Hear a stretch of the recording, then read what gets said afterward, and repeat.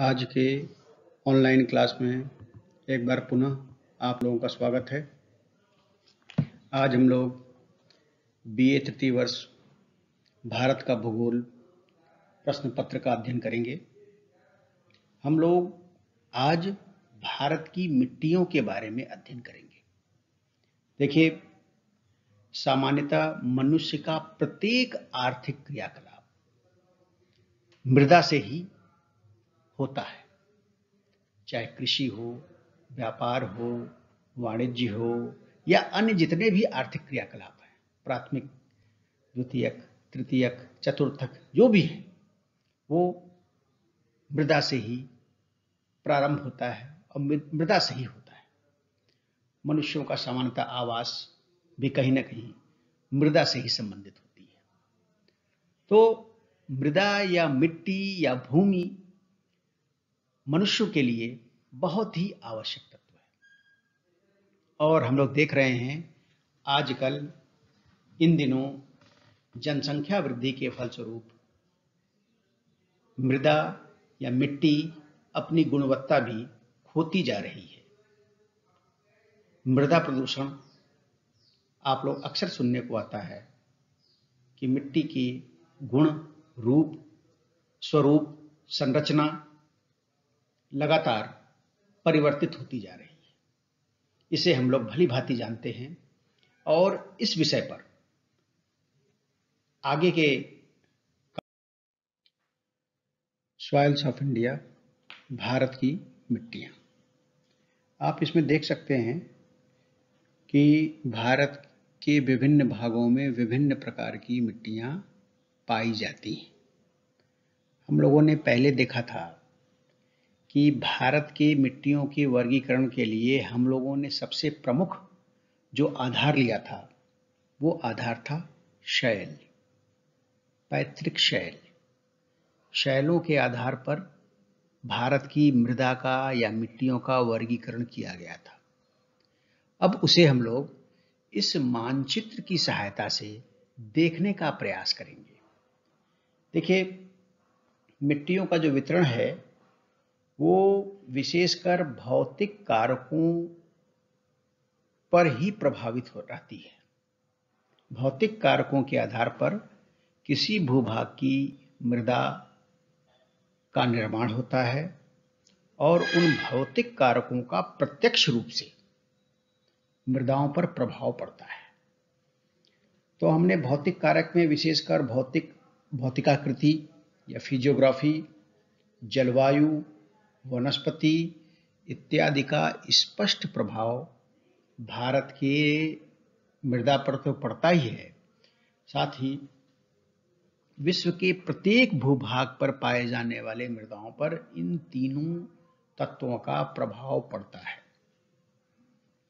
अगर हम लोग मिट्टियों के वितरण की बात करें तो मुख्यतः हम लोगों ने वर्गीकरण किया था। उस वर्गीकरण के आधार पर पहला लेते हैं हम लोग पर्वतीय प्रदेश की मिट्टियां। आप देख सकते हैं भारत के जो पर्वतीय राज्य हैं या जहां पे पर्वतमाला का विस्तार पाया जाता है, उस प्रदेश की मिट्टी हम लोग इस श्रेणी में रखते हैं। आपको ध्यान होगा, वर्गीकरण करते समय हम लोगों ने टर्शियरी शैलों से निर्मित मिट्टियों को पर्वतीय प्रदेशों में पाई जाने वाली मिट्टियों को बताया था। तात्पर्य यह है कि पर्वतीय प्रदेश पे जो मिट्टियां पाई जाती हैं वो टर्शियरी शैलों से निर्मित होती हैं।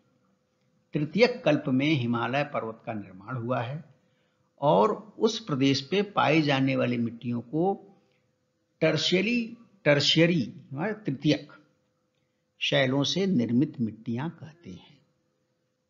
तो ये मिट्टियां पर्वतीय प्रदेशों में पाई जाती हैं। जैसा बताया गया था पूर्व में, अभी बताया मैंने कि पर्वतीय प्रदेशों में पाई जाने वाली मिट्टियां टर्शियरी शैल प्रकार की होती हैं। तो इनका वर्गीकरण या इनका हम लोग वितरण का देखें तो लगभग 2 लाख करोड़ हेक्टेयर क्षेत्र पर इनका विस्तार पाया जाता है और इनमें से 0.24 करोड़ हेक्टेयर क्षेत्र पर पर्वतीय मिट्टियां, 1.16 करोड़ हेक्टेयर क्षेत्र पर पर्वतीय चारागाह मिट्टियां एवं 0.64 करोड़ हेक्टेयर पर अवर्गीकृत पर्वतीय मिट्टियां पाई जाती हैं। जैसा हम जानते हैं कि उच्च पर्वतीय क्षेत्र में अपरिपक्व पतली तथा छिद्रमय मिट्टियां मिलती हैं। निचले ढालों व घाटियों में कहीं कहीं गहरी तथा उर्वर मिट्टियां उपलब्ध होती हैं।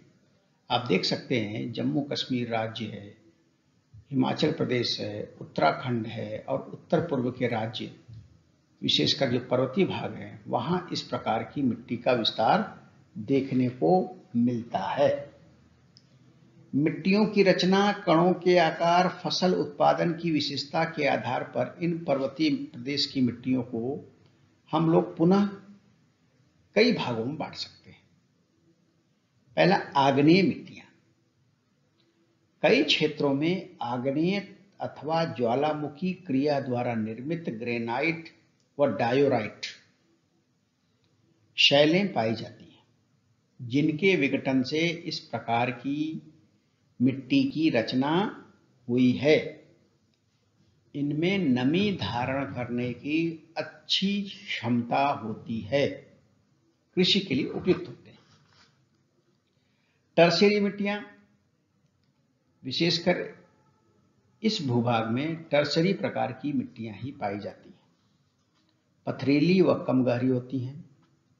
घाटियों में, जैसा बताया गया अभी, जमाव अधिक होने से अधिक मोटी परत युक्त होती हैं और कृषि के लिए बेहतर होती हैं।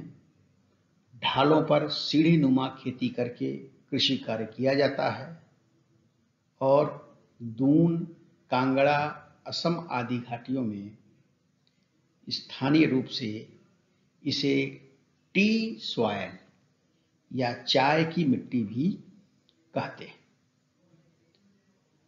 चूना व डोलोमाइट युक्त मिट्टियां, मध्य हिमालय के ढालों पर, जैसा हम जानते हैं, चूना व डोलोमाइट शैलों की प्रधानता है। वर्षा के कारण जब यह घुलनशील तत्व बह जाते हैं तो अनुपजाऊ बीहड़ उत्पन्न हो जाते हैं। ऐसी मिट्टियां केवल चीड़, साल आदि वृक्षों के लिए ही उपयुक्त होती हैं। मसूरी, नैनीताल इत्यादि पर्वतीय क्षेत्रों में इस प्रकार की मिट्टियां विशेष रूप से पाई जाती हैं।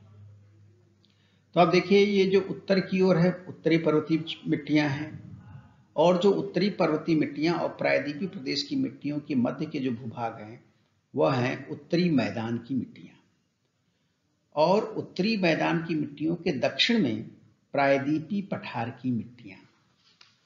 और प्रायद्वीपीय पठार की मिट्टियों के अलावा जो अन्य क्षेत्र हैं उसे में हम लोग अन्य मिट्टियां या अन्य प्रदेश की मिट्टियों को सम्मिलित कर सकते हैं।